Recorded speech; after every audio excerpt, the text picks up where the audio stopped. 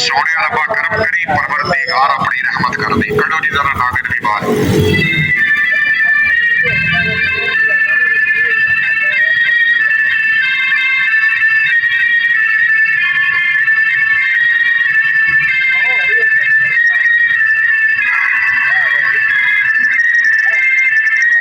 ਇਹਨੂੰ ਕਹਿੰਦੇ ਨੇ ਜੀ ਬਲੈਕ ਕੋਬਰਾ, ਇਹਨੂੰ ਕਹਿੰਦੇ ਨੇ ਕਾਲਾ ਸ਼ੀਸ਼ਨਾਗ। ਧਿਆਨ ਨਾਲ ਪੁੱਤਰੋ ਆਵੇ ਹਿੱਲੀ ਆਈ ਵੱਡਾ ਸੱਪ ਵੀ ਮਸਤ ਹੋ ਗਿਆ। ਚੱਲ ਵੀ ਸ਼ਾਬਾਸ਼।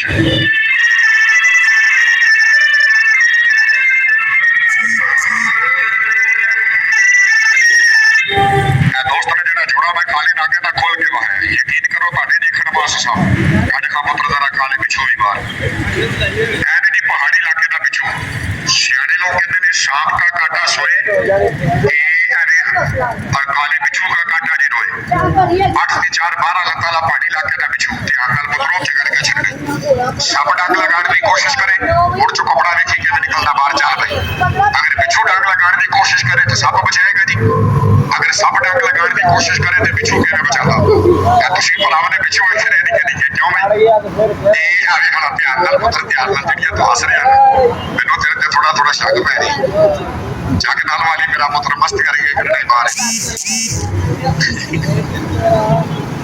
लो जी पहाड़ी इलाके का बिच्छू जी लिया पुत्र इंडियन इलाके का सप मेरे को इन्हां सारे सपां दे मुकाबले ते दोस्तों सप लगे कि मैं खोल के आना छोटा जिहा ये देखना चल भाई आ वड्डा सप मेरे कोल लैके आ वेख लै।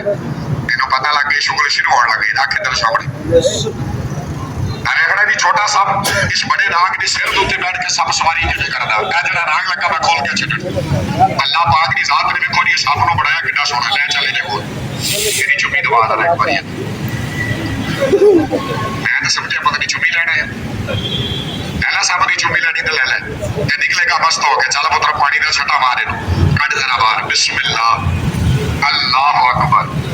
अल्लाह सबसे बड़ा है जी। लिया पुत्र छुरी मैनू फड़ा।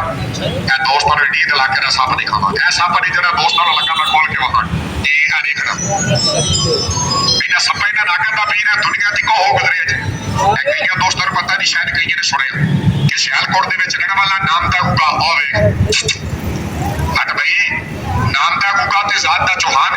लो जी 18 साल सरकार ने सपा की हुकूमत की थी और 18 सालों तो बाद इन्हें सपा इन्हें नागा की गोते मारेगी। 1 साल का बच्चा सी गुगे की मां ने गुगे को 4 पाई तो चलमे पाया। लो जी आप घर दे किसी काम लगे मिनट 2 नहीं गुजरे। पिछा मुड़ के की देखा जी गुगे के सिर से बैठा सप ये वेखी। जो गुगे की मां ने वेख्या खबरोला दुहाई पानी शुरू कर दी। महल्ले के चंद आंडी गुआंढी इकट्ठे हो गए। एक जवान को चढ़िया गुस्सा लगे जी सप नूं मार पर गुगे की मां कह लगी बेटा ठहर जा सप नहीं मार। तो सारिया गल्लां छोड़ो पहले सप देखो। सप सवारी वास्ते तैयार है जी। वेखण निक्का सप इस वड्डे सप के सिर के उत्ते बैठ के किवें सवारी करदा कढ़िए जी बात। या वे सोहणे रब्बा करम करी। मैं छुरी पुत्रा मैनूं फड़ा ले सप है ये पाकिस्तान का जिंदाबाद। गुगे पीर वाली लकीर लगानी है ताकि कोई भी सप कोई भी नाग लकीर दायरे तो बाहर ना जाए। ठीक है बिस्मिल्लाह पढ़ के लगाओ जरा दायरा में सप वहां।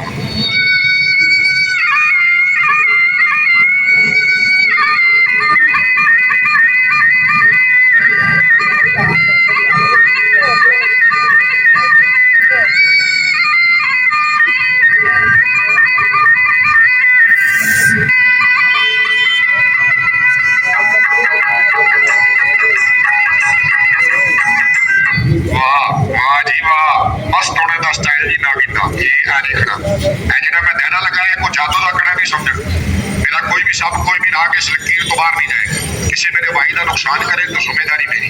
तो जितने दोस्त खलोते ने सारे भरा 1 मिनट वास्ते चारा साड़ा तो थोड़ा थोड़ा से लकीर दो पर आओ। दोस्तों सप है ये पाकिस्तान के जिंदाबाद जी। सारे दोस्त लकीर दो पर आ जाओ यार। मैं दोस्तों सप नहीं जिन्ना भरावां ने सप वेखना अगे आ जाओ। जिन्हें नहीं वेखना चला जाए। बाद च नहीं कहना कि सानू सप नहीं बहाया। चल पुत्रो ये आ भी सोने रब्बा करम करी।